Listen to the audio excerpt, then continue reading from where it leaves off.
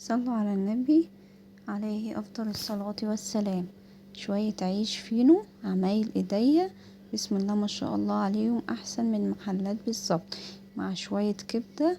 وعملت احلى سندوتشات كبدة في البيت من غير اي تكلفة، واحسن من اللي انا بشتريها جاهزة. العيش الفينو عملته مع بعض قبل كده معاكم في فيديو موجود على القناة، اللي ما شافوش يدخل يشوفه.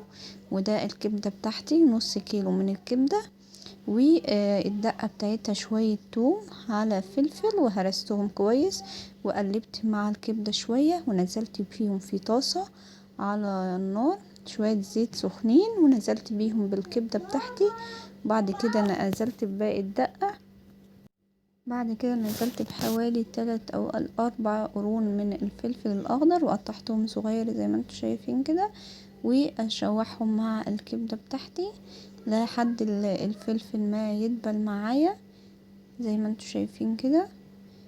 المهم الكبدة بتكون على نار عالية عشان ما تجلدش معانا، وبتستوي على طول. الكبدة ما بتاخدش اكتر من 10 دقايق على النار.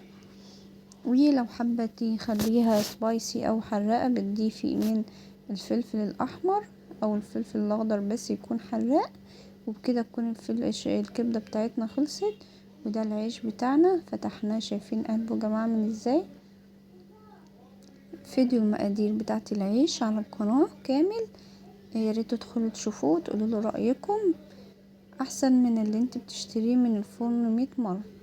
وهنا انا كنت نقصت شوية من الكبدة باردين عشان اولادي، وهنا بحشيهم. وباقي الكبدة حطيت عليها شوية شطة من الشطة الحمراء او الهريسة الحمراء بس تكون حرقة.